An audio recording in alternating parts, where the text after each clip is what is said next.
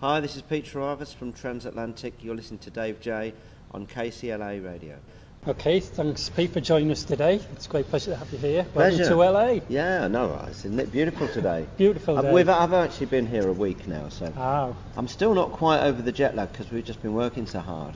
I haven't really managed to get my sleep patterns together. Did you fly over before the volcano problem? Yeah, flew in last Sunday.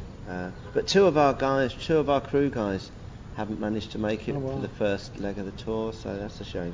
Oh, so they're going to one of them's we've got the guy who does lights for Marillion, Jens. Okay. Is stuck in London currently.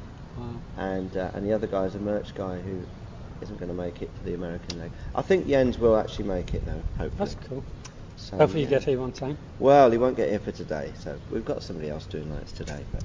And your tour is taken in the US and also Europe. Yeah, we are. Yeah. We start in the US and we're doing LA, San Francisco, Chicago, New York, Quebec, New York, and Philly. And then you can check out the dates on your website. Can check out the dates on our website, or if you're lucky enough to be here and have a T-shirt, you can see the dates on the back of the T-shirt. That's cool. We'll have to get one. So how have the rehearsals been going? Great, actually. I mean, it's tough, because we're doing 3 hours of music and there's a lot to learn, there's a lot to prepare for, and then when you get here, there's a lot to take in, and obviously we change things as we go along because it's a kind of organic process we go through. There's a lot of talent in the room, and a lot of people having a lot of ideas about how we can make things better, how we can help the album, and obviously, there's a lot of ideas that we have about how to, take the album into the live environment, but it's all good. It's all really good. It's all been really positive, which is nice. Does it take a while to adjust to playing live with those musicians again? Yes, it does. It does a bit. I mean, particularly from the stamina point of view, and particularly from the playing ability point of view. You sort of have to be. I mean, it's busy stuff. There's a lot of notes. There's a lot of riffing going on, and it's not usually my style. But I prepared. I started working on the music about 3 months ago, and playing through the songs, familiarising myself with the arrangements of the songs enough so that I didn't have to think, what comes next. Yeah, it was, so you them off by heart. Kind of trying to learn them like I would have learned a Beatles song years ago. I never have to think about how Beatles songs goes because I've heard them so many times. So ingrained. So I was trying to ingrain all of that in, and at the same time get my fingers, get the agility enough so that I could play along and not look a fool on stage. Well, it's I mean, one of the not exciting things about the album is that when we recorded it, I'd just come off a tour with Marillion, so I was actually, sort of in good condition playing. You're fighting weight and exactly. Yeah, well, it's kind of like if you want to play something well, you've got to train a bit for it. Yeah, sure. And so consequently, because I was sort of up to speed with the playing ability, the recording has got some pretty hectic bass lines in it, and I wanted to make sure that I was back up to that speed really for the live shows. And I think I'm nearly there. We'll see, won't we? We'll see. I mean, we're recording and filming London. By the time we get to London, I think it's going to be amazing. Perfection. It's going to be great, because I mean, we've got Daniel Goldenlow from Pain of Salvation with us. He's he's a virtuoso, incredible musician. Like the others. I won't say like the rest of us because I don't really consider myself to be there yet.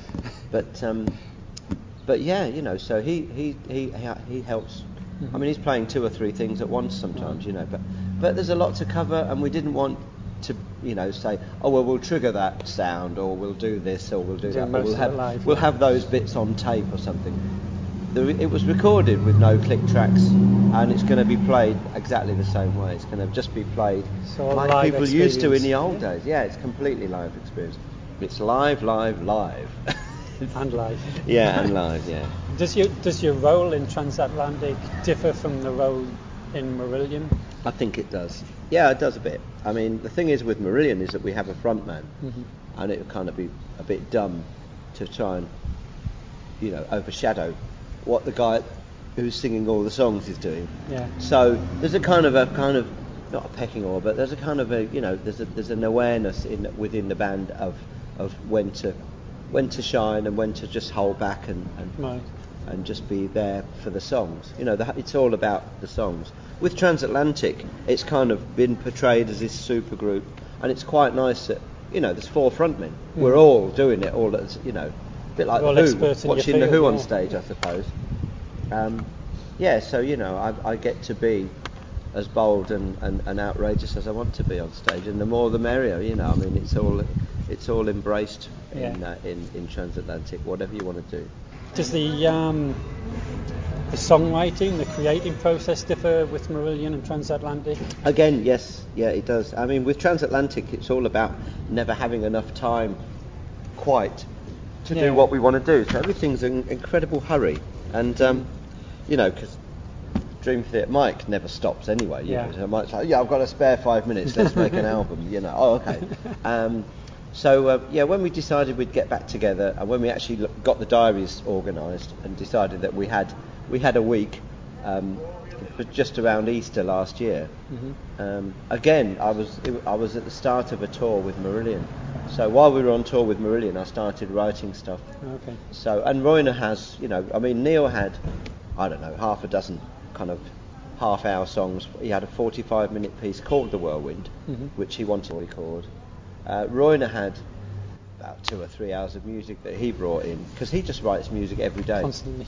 He was telling me yesterday, Royner gets up at 9, goes in the studio and works till around midnight every day. Wow. That's dedication. Oh, it really is. His wife and kids must be, you know, his wife must be a very patient lady, is all I can say. But, you know, that's what you do if you love music. Yeah. If I wake up with an idea in my head, I have to record it. One day I might just do an acoustic album. You just don't know. But if an idea in my head, I have to put it somewhere. I have to get it down, and then it gives space for the next idea to come along. And then you can go back to it and develop it. Otherwise, I'd always be bugging about that thing in my head, you know, that I wanted to see where it could take me.